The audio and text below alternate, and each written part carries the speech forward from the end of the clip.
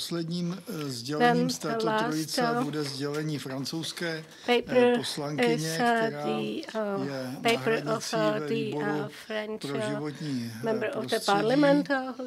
náhradnicí ve výboru pro zemědělství a ve výboru pro životní prostředí a bude hovořit na téma Energy and Committee on Agriculture and Rural Development. She studied medicine and she will tell us something about strategy of European Union Farm to Fork, great opportunity to implement our vision of localization. We know that France is facing delocalization. Substantially, number of industrial segments disappeared from France, and of course, France is interested to have prosperous rural areas also. Ahoy! Bonjour à tous. Je suis heureuse et honorée de participer un peu de loin à cette conférence et j'espère que mes propos vont apporter quelques éléments supplémentaires à votre connaissance de la politique agricole européenne. Avant de vous parler du nouveau concept de la stratégie de la ferme à la table, qui est en cours de discussion actuellement au Parlement, il convient quand même de rappeler que l'Union européenne est la première puissance agricole mondiale. En 2016, la production agricole européenne représente près de 405 milliards d'euros de chiffre d'affaires. L'État membre y contribuant le plus étant la France à hauteur de 17%, suivi de l'Italie, de l'Allemagne, de l'Espagne, des Pays-Bas et de la Pologne. À titre d'exemple, les céréales européennes représentent près de 11% de la production mondiale, la France en étant de loin le plus important producteur, suivi de l'Allemagne et de la Pologne. La France est également le premier producteur de bovins en Europe, tandis que l'Allemagne et l'Espagne assurent l'essentiel de la filière porcine.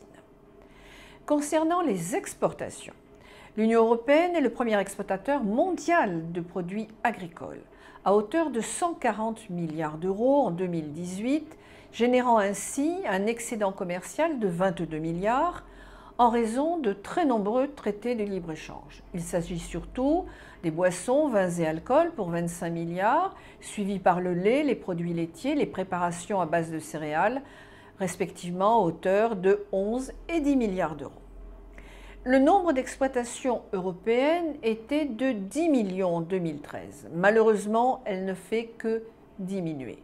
La surface agricole atteignait alors 174 millions d'hectares, soit 40% du territoire européen.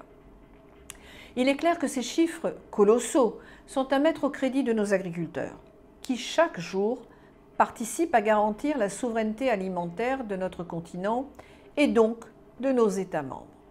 Cela est d'autant plus admirable qu'ils le font dans des conditions qui se dégradent de plus en plus. En effet, la concurrence mondiale, les traités de libre-échange, la désertification des campagnes, le manque de main-d'œuvre, les difficultés de renouvellement des générations et leur vieillissement, le millefeuille normatif et administratif, l'agribashing, très à la mode, et les injonctions environnementales ajoutent toujours un peu plus de complexité et de dureté à ce métier. S'ajoute à ce tableau une demande légitime de la part de nos populations d'un retour à une plus grande mesure, à une prise de conscience que nous vivons dans un monde fini où la notion de limite démontre au quotidien qu'elle est plus que jamais pertinente. Face à l'artificialisation des sols et au déclin de la biodiversité, nous devons bien évidemment réduire notre dépendance aux pesticides et totalement reconsidérer la manière dont nous traitons les animaux, car cela dit beaucoup du respect que nous avons pour nous-mêmes et notre culture.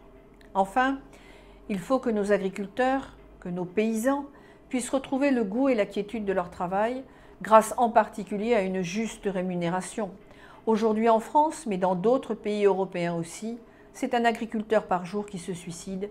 Cela n'est évidemment pas acceptable. Cela dit, notre responsabilité, c'est donc de proposer des solutions concrètes et viables. C'est le sens des propositions que nous faisons au Rassemblement national, en France, mais aussi par notre groupe Identité Démocratie au Parlement, avec notre stratégie dite du localisme, qui est la version française de la relocalisation. nous nous félicitons qu'elle soit aujourd'hui déclinable dans sa version européenne par cette fameuse stratégie de la ferme à la fourchette. Cette stratégie, dite aussi Farm to Fork, a été présentée en mai 2020 par la commissaire européenne à la santé et la sécurité alimentaire, en lieu et place du commissaire à l'agriculture et développement rural. Ce parrainage n'est pas anodin, puisqu'il dévoile la volonté de la Commission d'y apporter une dimension climatique et sanitaire importante. Et c'est effectivement la première fois que la Commission propose un cadre concret pour une politique alimentaire européenne, englobant toutes les étapes de la production à la consommation. Les ambitions clairement affichées, et même chiffrées pour certaines, sont de réduire l'empreinte environnementale, d'inclure les préoccupations de santé et d'améliorer la robustesse et la résilience de nos systèmes alimentaires. Alors donc, quelles sont ces grandes ambitions? Cette stratégie entend intégrer l'ensemble du système alimentaire, et cela se voit dans une très large part du document de 20 pages édité par la Commission, à l'adresse des députés de la Commission Agriculture et Environnement, puisque nous travaillons ensemble.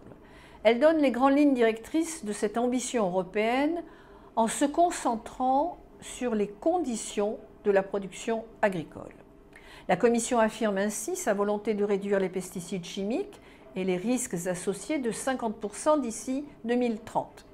Il existe d'ailleurs un indicateur qui a prouvé que le risque découlant de l'utilisation des pesticides a baissé de 20% au cours des 5 dernières années. Pour atteindre cet objectif, la Commission va réviser la directive relative à l'utilisation durable des pesticides, va améliorer les dispositions relatives à la lutte intégrée contre les ennemis des cultures et veillera à promouvoir une utilisation accrue de solutions de lutte non chimiques. Pour les engrais, la Commission souhaite réduire les pertes de nutriments, en particulier l'azote et le phosphore, d'au moins 50%, tout en s'assurant de ne pas détériorer la fertilité des sols. L'utilisation d'engrais chimiques devra baisser d'au moins 20% d'ici 2030. La même Commission compte sur les États membres pour établir avec eux un plan d'action sur la gestion intégrée des nutriments et pour étendre l'application des techniques de fertilisation de précision associées à un meilleur recyclage des déchets organiques en engrais renouvelables. Elle souhaite également renforcer le bien-être animal et lutter contre l'antibiorésistance, notamment en réduisant de 50% les ventes d'antibiotiques pour les animaux d'élevage et l'aquaculture, et cela d'ici 2030. Pour faciliter la mise sur le marché d'additifs pour l'alimentation animale durable et innovante, il lui faudra revoir les règles de l'Union pour réduire la dépendance à certaines matières premières destinées à l'alimentation animale en favorisant des protéines végétales cultivées dans l'Union et des matières premières pour aliments d'animaux de substitution comme les insectes ou les algues ou issus de sous-produits de la bioéconomie comme les déchets de poissons. La Commission compte prendre donc des mesures pour faciliter l'inscription au catalogue aussi nécessaire de nouvelles variétés de semences. Cela est fondamental, y compris celles destinées à l'agriculture biologique. Et pour en faciliter l'accès au marché des variétés traditionnelles plus adaptées aux terroirs locaux. Notons que dans ce même paragraphe, la Commission évoque aussi de manière assez vague, pour ne pas inquiéter ou déclencher l'inquiétude des anti-OGM, le lancement d'une étude pour mesurer le potentiel de nouvelles techniques de génomique pour améliorer la durabilité des chaînes de valeurs alimentaires. Elle complète aussi son propos en s'engageant à soutenir le développement de l'agriculture biologique à hauteur de 25% des terres agricoles en agriculture de ce type d'ici 2030. Sur le volet alimentation, la Commission propose de mettre en place, à terme, un étiquetage nutritionnel harmonisé, obligatoire, incluant des informations sur les aspects climatiques, environnementaux et sociaux de chacun des produits alimentaires. Elle propose que les États membres puissent utiliser leurs outils fiscaux, en particulier la TVA, pour donner un avantage compétitif aux producteurs et aux produits biologiques. Elle se donne aussi des objectifs pour réduire le gaspillage alimentaire d'ici 2023, c'est-à-dire demain. Il est clair que cette stratégie devra nécessairement s'articuler, vous le comprenez, avec la nouvelle PAC qui a été votée au mois d'octobre. Pour faire un tout petit rappel, la PAC antérieure, qui a été mentionnée dès 1957 dans le traité de Rome, a été mise en place en 1962. Elle reflète, à l'époque, la nécessité d'augmenter la production alimentaire dans une Europe dévastée par des années de guerre. Au terme de longues négociations, cette PAC instaure 3 instruments fondamentaux: les taxes à l'importation, les prix garantis et les restitutions aux exportations pour permettre d'écouler la production agricole, quelle que soit sa quantité. Elle sera donc vendue sur le marché intérieur, rachetée par la communauté ou exportée dans les pays tiers. Rapidement, cette PAC remplit ses objectifs. De fait, elle stabilise les prix, augmente les revenus des agriculteurs et assure l'approvisionnement à un coût raisonnable pour les consommateurs, tout en augmentant considérablement la productivité et la production agricole de la communauté européenne. Mais elle montre également, dès les années 1970, des effets pervers. L'explosion des coûts de gestion, de la surproduction, une négociation du rabais britannique, des reproches de concurrence déloyale de la part de pays tiers et bien évidemment, comme on le voit aujourd'hui, des effets néfastes sur l'environnement. Et tout cela au motif de juguler une surproduction. Dès lors, les Européens mettent alors progressivement en place plusieurs mesures, les fameux quotas, les quotas laitiers, des primes à la diversification, le gel des terres ou au développement rural, mais surtout le découplage des aides aux producteurs en remplaçant les prix garantis par des aides directes non liées à la production. Une première réforme en 2013 a donné plus de flexibilité aux États dans l'orientation des aides aux agriculteurs avec un système d'aide à l'hectare dans des enveloppes nationales et régionales. Elle a fait aussi parallèlement l'objet d'un verdissement puisque 30% des aides directes étaient dès cette période liées au respect de pratiques agroalimentaires. Qu'est-ce que la PAC, votée en octobre, va apporter de plus? Eh bien, cette nouvelle mouture entend agir davantage sur l'environnement en soutenant les mesures qui lui sont favorables et en sanctionnant les infractions. Elle rentrera en vigueur en 2023. En passant, il faut signaler que cette PAC représente quand même 35% du budget de l'Union, soit 358 milliards d'euros, et son budget va revenir à 6 ou 7 millions d'exploitations agricoles dans l'Union. Certaines de ces nouvelles mesures sont pour nous favorables à l'environnement et comme telles acceptables. Il s'agit du renforcement des causes de conditionnalité que chaque agriculteur devrait respecter pour obtenir un soutien. La révision à la hausse des objectifs proposés par les ministres de l'Agriculture de chacun des États, au moins 30% du budget des paiements directs serait consacré aux écoschémas, un nouvel outil pour inciter les agriculteurs volontaires à opter pour des solutions favorables à la transition écologique. 35% du budget y sera donc consacré. Il y aura la création d'un conseil agricole dans chaque État membre.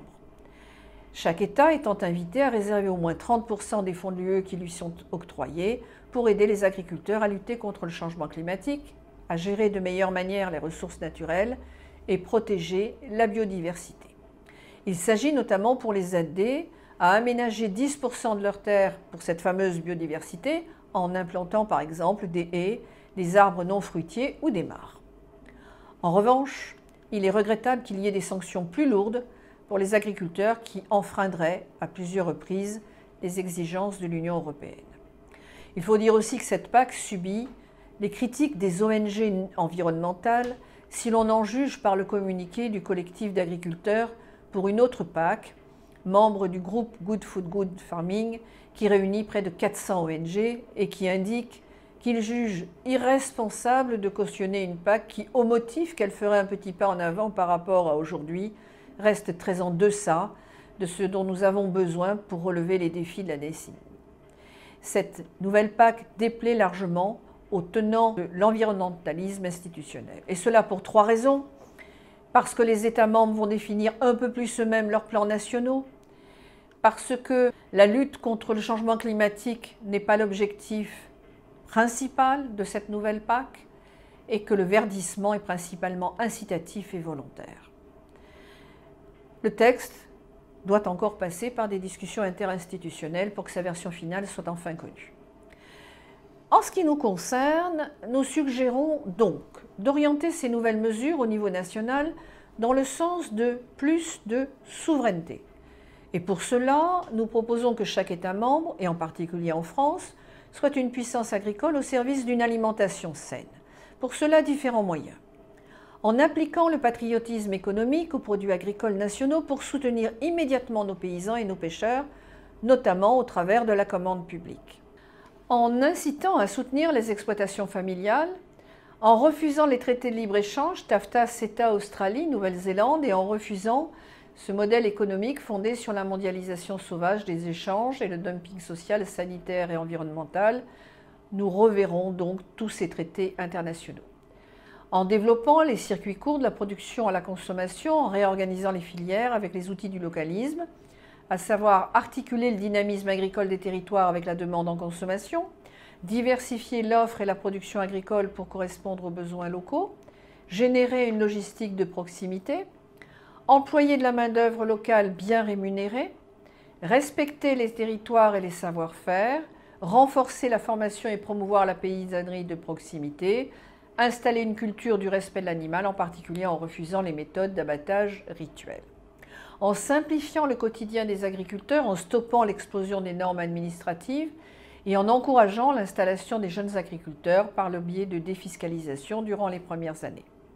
En défendant la qualité, afin de lutter contre la concurrence déloyale, il faudra interdire l'importation des produits agricoles et alimentaires qui ne respectent pas les normes de production françaises ou nationales en matière de sécurité sanitaire, de bien-être animal, d'environnement.